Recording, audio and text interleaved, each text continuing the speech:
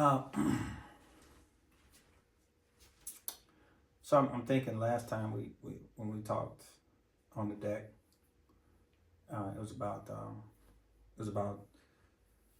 uh, kind of illuminating blind spots. I mean, which we'll go into deeper and all that kind of stuff, and kind of showed, some of these myths to be available for the chopping block for dismissal. And but I wanna talk about something a little bit different today. I thought I was gonna be doing more of these videos in the time frame that I did them in, but maybe we'll speed up just to catch up, to lay these things out. Today is October 15th, White Cane Day. So happy White Cane to all the White Cane users and the the motorists who abide by the White Cane laws. Today I'm gonna kind of talk about exclusion and inclusion, because that word is really inclusion is really a weird word. Soleil was talking about this with a mutual friend of ours, and good friend of ours, and he's blind too as well. And he and I have talked. We've talked about it before, but I don't know if sighted world understands what really inclusion means. One of the things that it is to me is is to be excluded from the coddling. So inclusion is exclusion, right? So and so by that is sometimes you could even look at it, I could parallel the example, like if you don't say nothing, it's a yes. You've confirmed it. So it kind of could be looked at as that, right? So, if a blind person is walking down the street, and he's waiting across the street, and a sighted person comes up and they say, hey, can I help you cross the street? This could be a really busy street in a metropolitan area, a really densely populated area. And if the blind person says no, say, okay, no problem. Have a nice day, sir or ma'am, whatever the case may be. The wrong thing to do is to include them into your ideology as a sighted person, what you think or how helpless you may think this person is. The things that we're paying attention to, okay, just to let you know, we're paying attention to the traffic pattern, okay? So which way the cars are traveling, east, north, west, south. That helps us to disseminate what the traffic light cycle is like, right? So we may be listening at that particular intersection, but then if the streets are close enough, then in other words, if you're facing east or west, I should say, if you're facing west and you're crossing going west, so that means that you're crossing over the north and southbound lanes, right? And traffic is traveling east and west on the street that you're walking parallel on, okay? What's going to end up happening, you can also hear traffic from the streets that was one block over. You can hear that traffic light if there is a traffic light there. Sometimes you can hear that, so you'll be able to hear cars leaving and pulling up to that particular intersection, and the same thing to your right. So you're really taking in a lot of information. So once somebody come up and start talking to you, now you're distracted. So now you don't hear the bicycle chain on the bicyclist that's riding by. They may not be expecting for you to jump out there when it's time for you to jump out there. But now you're not paying attention to that because somebody's talking and saying, oh, okay, well, thank you. Well, have a nice day, or da-da-da-da-da, or whatever that conversation may be. The best thing to do is ask for help. Ask that person if they need help, and then keep it pushing if they say nay. If they say yes, do you want to take my arm? Yes, that would be amazing. I'm having trouble crossing this street. So then there's that, right? And then ask when you get across, when you make it to the other side of the ocean there, you say, hey, do you need any more help? Is everything okay? Yeah, I'm fine. Okay, great. Leave them alone. If not, whatever help they need, go ahead and oblige if you feel the need. If you feel the need to. Inclusion is consideration. It is the precipice of understanding and with understanding compassion. Some of the more sensitive natured situations are usually harder to talk about, right? It could be in a medical situation where you go to emergency room, you're sick, and you don't want everybody to know your business, but of course you have to verbalize things as a blind person in order to communicate. And what's interesting about it is that there are ways to do this from the person who is doing the intake, right? Who nine times out of 10 can see, right? Hear, talk, move, they're mobile, they're full able-bodied person. There's a way for them to privatize your information by saying, okay, hold on, let me take you over here to this area, out of the line or away from these people, and then we can talk here. I'll gather your information, because not everybody, well, a lot of people may want to know your social security number and phone number and address and all that kind of great stuff, right? But you don't want these people to know that. And nor does the person who's doing the intake. The personnel doesn't want that to happen either, right? So inclusion is providing the same amount of privacy that a sighted person could have. We have this like on our cell phones. We use what we call, on the iPhone, we use a screen curtain. And the screen curtain makes the screen look black, okay?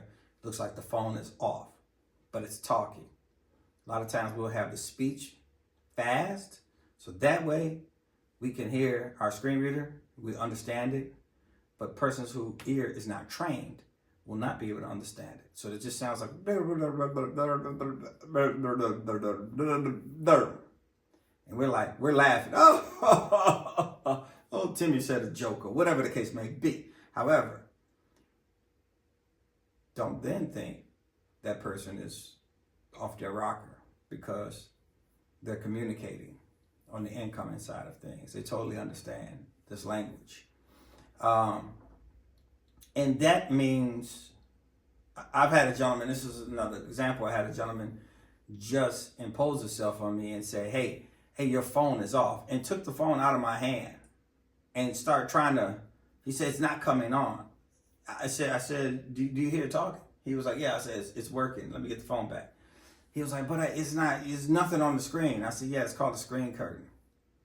And so I showed him, I didn't cuss him out or anything. I just showed him the 3-finger triple tap, screen curtain comes off, and you can see all the information. Well, of course, real estate wise, that the screen will allow you to see. However, he kind of felt like an idiot, but I think it was an opportunity to allow him to understand in the rest of his life too as well. He doesn't have to oppose himself, He doesn't have to think that his way is the way. But this goes for blind people too as well. The things that I'm saying and the things that I'll say periodically throughout these presentations for blind awareness is that this stuff is just as much for blind people as it is for sighted folks too as well. Because the thing is that you can't say that this is wrong and in every instance. It just doesn't happen that way. I can explain that later if need be. These things, I'm saying this in the middle of the presentation, but all of these topics are up for discussion. So in the comments, ask questions. This may spark some questions. It may spark some interest. It may even inspire you to want to get involved in some way as it pertains to, it doesn't have to be volunteership, but even worked with the blind community. A lot of people haven't thought that as a job. If you wanted to volunteer, there's things like Be My Eyes, who you can volunteer with, to help blind folks along. Nevertheless, we have one more thing I'm going to talk about as far as inclusion is concerned. And it's because it's going to be a quick episode. But we went on a tour the other day, Soleil and I, and it was a architectural tour of the Fine Arts Building. And the gentleman, I know he doesn't mind me saying his name's Ronnie, tour guide, great guy, and he's hearing impaired. And this tour was fascinating for a lot of different reasons. But the thing that I most took away from the tour was the level of detail and interest in him explaining to me what was happening. Now, Soleil was there. She was explaining some stuff. But this guy would even read things in its entirety for me to understand what we're looking at. You know, what is this? What are we standing in front of? Answering questions and all kind of great stuff. Really taking the time and not rushing through the scenario as if I'm being a bother as a blind tourist, right? And so I told him afterwards, I said, man, you know, that high level consideration really makes people feel like you care.